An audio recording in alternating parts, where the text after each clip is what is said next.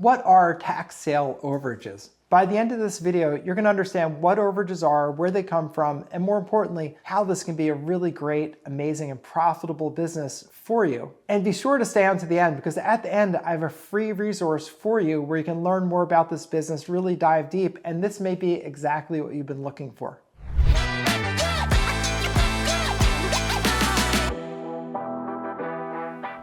Tax sale overages are monies left over when a property is sold at tax sale. Now, properties are sold at tax sale because someone falls behind in their real estate taxes, typically 3 to 4 years behind. Then the county is going to sell the property for the taxes that are due. So all the county is looking for is to be repaid for the taxes. So if you're talking about, say, average house in America, which is a little over $400,000 these days, taxes on a property like that will be about $8,000 a year. So if you're 4 years behind, then you're going to be $32,000 in taxes behind. Plus, of course, interest and penalties are very high with unpaid taxes. So let's just double that number to make it more realistic. So let's say you have $60,000 in taxes that are due on a $400,000 house. Well, that house is going to be auctioned off. And let's say that someone gets it absolutely a steal of a price. They buy the house for half price. So they buy that house for $200,000. You can imagine the buyer at the tax sale is thrilled about that. You know, this man or woman goes down to the auction, they bid on the property, they get a $400,000 house for $200,000. They are thrilled. But let's look at it from our perspective of overages. So check this out. If you owed $60,000 in taxes and the county collects $200,000 in revenue from that sale, well, the county does take the $60,000 right off the top to pay their taxes, but what's left over? There's $140,000 left over. And the question is, what happens to that money? Well, you're going to love this. What happens is the former owner is eligible to claim that money. And think about it. The county sells the property, they get their tax money, but once they've gotten their tax money, why would they get even a penny more?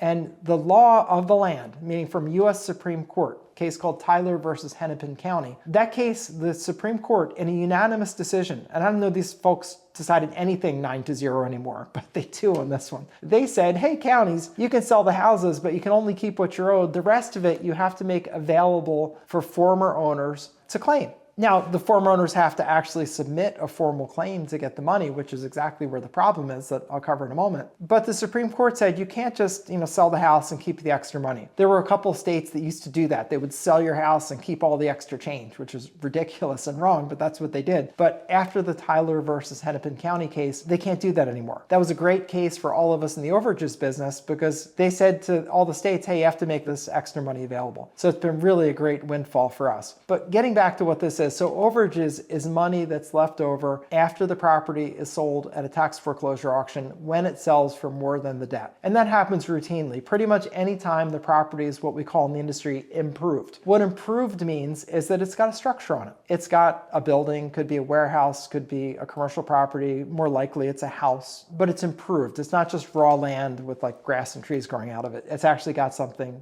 built on it. Virtually all of those go for a premium over and above the taxes because the taxes aren't much. Taxes are about 2% of the property value per year. So when it falls behind, it's like 8% of the value in taxes due, plus we double that, maybe it's 16% of the value. Houses are typically going to sell for a lot more than that at a tax sale. So these overages are created routinely. Right now, we track states in an internal database and what overages are out there. And just even in a subset of our database, which is 15 states, right now there's $348 million sitting there. I'll have the editor put up a little summary. You can see it. That's just the cover sheet of our internal reporting on overages. Right this minute, there's over $348 million in monies available to claim that's overages money. And in one state study where they took the entire state and looked and said, well, how much money do we collect in overages versus what do we pay out? The magic number was they only paid out 28% of the money they collected. 72% of the money the state just kept because no one came and asked for it. So the question is, well, why don't people come and ask for it? This is kind of odd. It's because they don't know about it. What they assume is they sold my house, so I guess they take the money because that's logical, right? Like if someone sells you something, they get the money. In this case, the county sold your house at tax sale, so people think, oh,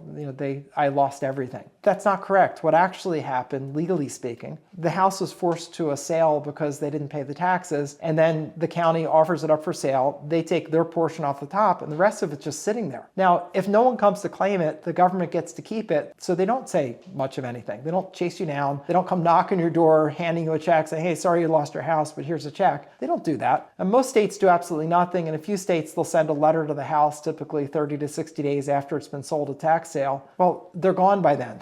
So they're not there to get the letter. So the bottom line result is that 72% of the time, no one comes to get the money, and that money just typically forfeits to the state permanently after it's been sitting for a while, typically 3 years. Varies by state, but typically 3 years. So this is a wrong thing. And if you think about it, the people who lose their house to tax sale, they are flat broke. Like they really need some money to get their life restarted. This is a devastating thing to them. If you think about the bad things that can happen in your life, it's death of a family member, very serious illness, losing your job permanently, becoming disabled. Like those are things. Losing your house is right up there with the most stressful things that could happen in life. And these people are flat on their back broke. You know that because they lost their house at tax sale. They couldn't even keep a roof over their heads. So this business is a really cool business where we get the lists of people that are owed money, exactly telling you how much money they're owed. We look up their contact information and we call them up or send them a letter or combination of those and say, hey, Joe, you show up in government records as being owed some money. Our company helps people get monies that are sort of lost in government accounts. Would you be interested in getting our help? And if they're interested, which, a lot of them are very interested because they really need money. So they're interested, and then they sign up as your client. You go and get the money. You keep a percentage for yourself for your efforts and your work, and you give them the majority of it. Typically in this business, we're keeping 30 to 40%. It's up to you. You set your rates at what you want. But typically we're keeping 30 to 40% of the money. We're giving them 60 to 70% of the money. And these are large claims. You can see some lists on your screen just as examples. Claims range from tens of thousands of dollars to hundreds of thousands of dollars and lots in between. So even if you think about sort of a small claim in the realm of things, you can see from the list, say a $25,000 claim. $25,000 claim, you're going to make anywhere from $10,000 to $12,000 on it, depending what you charge. Typically, they take about 10 hours to process the claim from beginning to end. So how would you like to be paid $10,000 to $12,000 for doing 8 to 10 hours worth of work? Seems amazing, right? And it may strike you, why is it even that much? You're bringing so much value. One of the ways to make great money in any business is to bring huge value to your customers. There's a great Zig Ziglar, who was a great sales trainer, once said it really well. He said, the way to get what you want is by getting other people what they want. You have people who've lost their house at tax sale. They really need money. So you're getting what they want, and you get a big reward for that. It's an amazing business. It's a feel-good business where you help people and you make a lot of money. And it's very much under the radar. We're seeing in our internal database, which is only a portion, it's 15 states, $348 million sitting there right now waiting to be claimed, with money forfeiting out because it's timed out of the system. That's called escheating. And I think that's a funny word because in law school they taught us to look at word roots to see what a word really means. The word root of escheat is what? Cheat. So these people get cheated out of their money through the escheatment process. I think it's pretty comical and sad. It's like very black humor, but it's very sad. We can be that Robin Hood that goes and takes the money from the county treasurer that never should have even been taken and gets it back to the people. So it's a great Robin Hood business, really a lot of fun, very rewarding, and it's truly great business. Now, if you're wondering, well, what's the catch? What's the hard thing in this business? The hard thing is really, really simple. The hard thing is when you contact people, convince them that this is actually a real opportunity, because they all initially think that you're some sort of a swindler or scammer. We teach people how to deal with that. We give you a call script, we give you training on it. It's doable. Everybody won't sign up, but many people will because they really are in a bad financial state. And when you're showing up, you get them at a minimum, $10,000, $15,000, often far more, sometimes hundreds of thousands of dollars. Like right now, I've got a case that's $250,000 case. There's a lot of incentive for a person who's struggling so much financially that they lost their house. And when you show up and get them tens of thousands or sometimes hundreds of thousands of dollars, there's a lot of incentive for them to get past their skepticism. But I'm telling you, that is the challenge of the business doing that. We spend a lot of our training teaching our students how to get past that. And we spend our days getting past it because we're in this business. Been in this business for over 10 years. But the thing for you to know today is that this is a great feel-good business. It's a lot of fun. And as long as you're willing to reach out to people, share good news with them, and understand some will say yes, some will never say yes no matter what you do, and don't worry about it. It's not personal to you. If you can deal with that, you can really have a great great business. It's a business that you can do from home. Business really takes minimal capital, minimal money to get your training, to get started, minimal operating costs because you're really looking up lists, getting the contact information for the people. There's services that for $20 to $30 a month can get you all the searches you need in the business. And then you're picking up your cell phone that you already have and reaching out to them. So very, very low operating cost, very low cost to submit a claim. Really, it's the cost of mailing the claim in and a couple of minor things, maybe a couple $100 in total, if even that. So it's a really great business, something you can operate from home. You can operate it on the side. If you're looking to escape your 9 to 5, it's a great business for that because you can do it on the side. You can call people nights and weekends because guess what? That's when they're home anyway. So you can call them after your work hours. You get this business going, and then once you have income, money in the bank and income coming in and deals in the hopper, then you're free to leave your 9 to 5. Also a great business for someone who's in their retirement years, willing to do a little bit of work, reaching out, talking to people on the phone. And that's kind of fun anyway. If you're older and looking for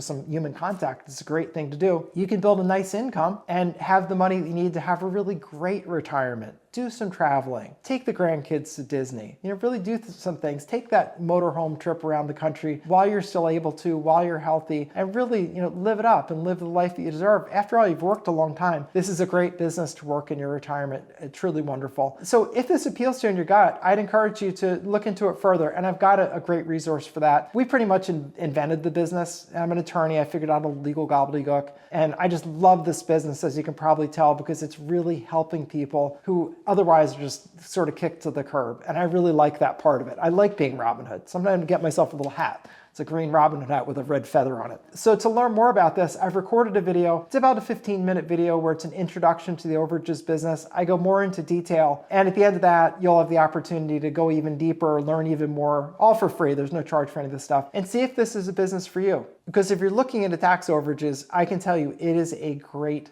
business. I love the business. I love teaching people the business, and I love the reward of seeing someone who's lost so much, lost literally everything, and then getting a big check and helping them get restarted in life. It's truly rewarding, truly heartwarming, and you're going to love it. And by the way, there are about 3,000 properties sold at tax sale each and every day. And this money piles up typically for about 3 years at a time before it forfeits to the state. There are just thousands and thousands of leads. This is a screenshot from our database. We have over 14,000 live leads in the database right now, over $348 million, and that's only over 15 states. So there's plenty of room for everybody, plenty of room for you. And if you want a feel-good, rewarding business where you make great money and you can be proud of what you can do, then definitely check out Overages. So next video, check out my intro to the Overages business, short video, give you more details, and I'll see you over there.